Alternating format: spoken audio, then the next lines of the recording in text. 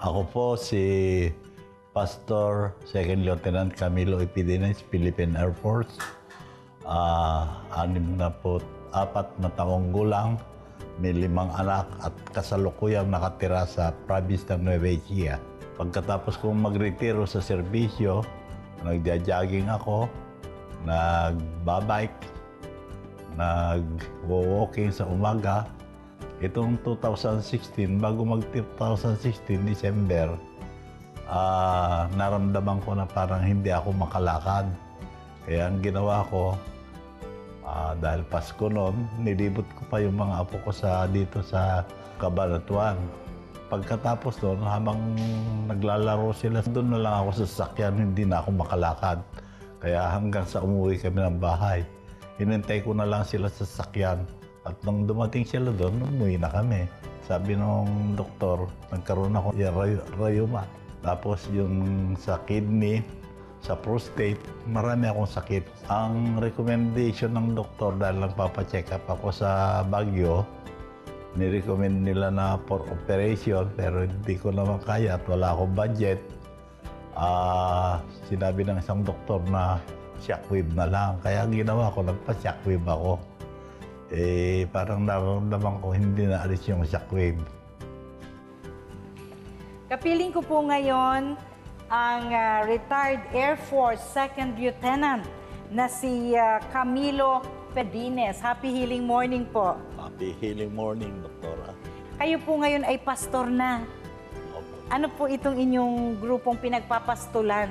Ay saksi ni Jesucristo sa Iglesia ng Diyos. Ayun, ang haba ng title, pero gano'n na po kayo katagal nagpapastol? Mula nung nag-retired ako, Dok. Ang balita ko po kasama sa pinipreach nyo ang paggamit ng Healing Galing products Opo. Totoo ba yon? Opo, Dok. Pero pag-usapan po natin ang kondisyon ninyo at marami, I'm sure, matututunan ang mga nanonood sa atin, lalo na yung mga nasa Air Force. Ayan, yung mga nadidistino sa malayong lugar na palaging malayo sa bahay nila, na walang nagluluto para sa kanila, walang nag-aasikaso. I'm sure ang mga katulad po ninyong sundalo, parang sariling sikap, di ba? Kung saan ka mapuntang lugar, kung saan ka ma-assign, katulad din ng mga nasa Army, no? Itong mga nasa Air Force po ay kung ano yung madatnan sa lugar na kung saan sila na-destino, no? At I understand, kayo po ay naging Dispatcher, aircraft dispatcher, Dok. aircraft dispatcher sa matagal na panahon. Opo. At ang balita ko, ang sumbong sa akin ng misis nyo, habang naka-duty kayo, ay ibang mamam ang iniinom nyo sa halip na tubig. Occasional, Dok. Kasi po, importante ang hydration, di po ba, Pastor?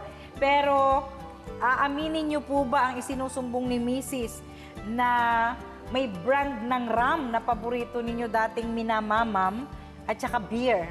Kaya, kaya bihira nyo daw pansinin ang tubig.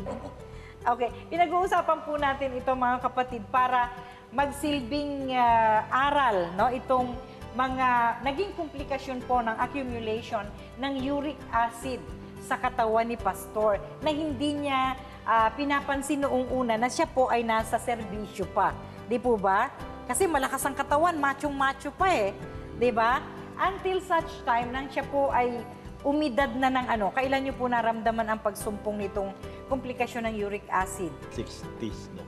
Mga 60s na, kasi 64 na po kayo ngayon. Sabi nga we can grow old gracefully, di ba? Pero kapag dumating ang mga karamdaman na hindi natin pinansin noong kabataan, hindi masyadong graceful ang ating pagtanda. Ano po? Ano nga ba ang binabanggit ko, mga kapatid, na naging komplikasyon ng accumulation ng uric acid sa katawan ni Pastor Camilo Epidines, no? Dahil bukod doon sa mga mamam ng mga macho na masarap, no? At may pulutan pa. Ano madalas yung pulutan noon? Sometimes, Dok, kambing, gano'n. Kambing. Yung mga laman loob. Mga laman loob. Naku po, uric acid na naman po yun, no? Pagkatapos yung mga maaasim. Minsan, pulutan, maasim, manggang hilaw po. Opo, Dok. Ay talagang aminado. Minsan kasi pag nasa bundok kayo, walang tubig, nangyayari po ba na nagiging substitute na inumin ninyo ay buko juice? Opo, Dok, gano'n na. Gaano kadalas po nangyayari yon? depende po sa lugar na nakadestinohan namin. Pag maraming buko, din madalas po Puro kami- yon, no? At bihira po ang nakakaalam mga kapatid na ang coconut juice o buko juice ay mayaman sa uric acid. Nagtatalo kami ni Pastor dahil ano yung sabi niyong turo sa inyo na uminom ng maraming sabaw Buko ng juice, sabaw. buko.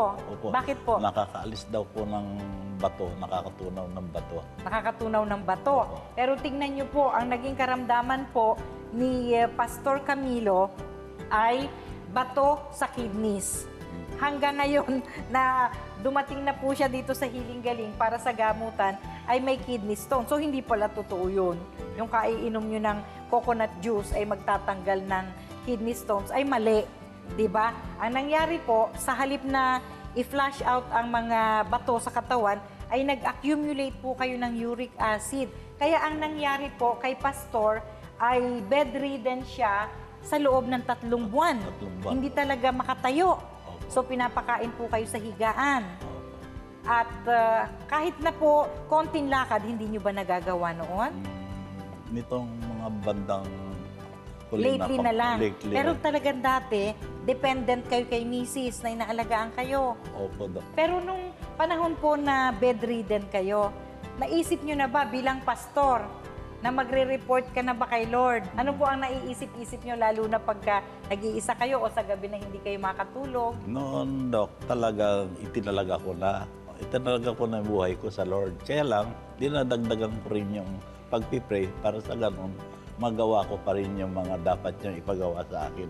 Kagaya ng pagsasabi ng salita ng Diyos sa kanila upang madagdagan yung kaalaman din nila. Dati po kasi umihi na kayo ng dugo eh. Opo. Nung panahon ba na umihi na kayo ng dugo, na bahala na ba kayo noon? Nabahala na ako, Dok. Kaya lang wala si Miss. Nasa London siya noon. Opo. Nagbabakasyon. Ngayon, pumupunta ako sa mga doktor pag nagsusweldo na ako. Okay. pinapapa- So ano po ang gamot na binibigay sa inyo noon? Anong tawag doon? Synthetic. Synthetic Oo, medicine. synthetic. Naisip niyo po ba, Pastor, na sa dami po nitong sakit ninyo, bilateral renal cyst, calculus, no? Enlarged prostate, gouty arthritis, tendon cyst, at naku, kahit na na-shockwave na kayo, no? Itong dami ng mga karamdaman na ito, perwisyong totoo. Yung mga anak po ba ninyo nag-alala nung kayo po ay matagal na naratay sa baligdang karamdaman? Opo, Dok. Dahil sa hirap ng buhay, papadala na lang sila ng kagaya ng anak ko doon nasa Solano, Vizcaya. Papadala ng mga buto-buto. At yun ang... Yung mga Sinasabawan. sinasabawan. Nilalagyan. Yung nasa gitna niya, yung bone marrow. Yung bone marrow, ay, Yung very pinap- good po yung bone yung marrow. pinapakain sa akin. Oo, rich in collagen din po yun.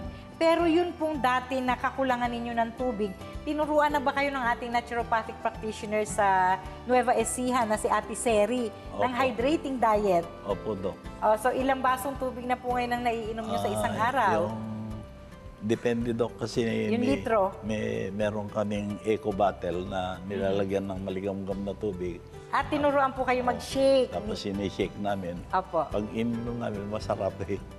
Kukuhuli kami. Hindi na. Ayun.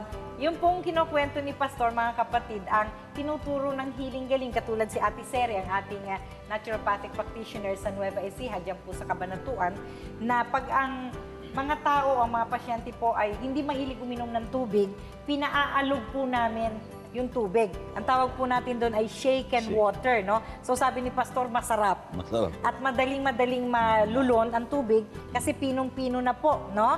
At pagka ininom nyo, nahahydrate kayo dahil it will take an hour bago kayo umihi. 'Di ba? At kaya natuto na kayong uminom ng tubig.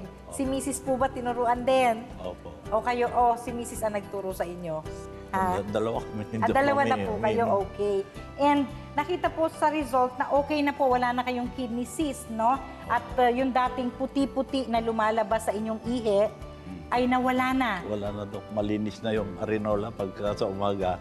gigising kami, titingnan namin, wala na. Ang pinaka nagbigay po ng malubhang problema kay Pastor dahil sa accumulation ng napakaraming uric acid sa kanyang katawan, bukod po doon sa gouty arthritis na naging dahilan para halos malumpo na po kayo, no? Ay ito rin pong kidney cyst. So, nung panahon na sinabihan po kayo na may kidney cyst, hindi ba kayo nirekomendahan po na magpa-opera?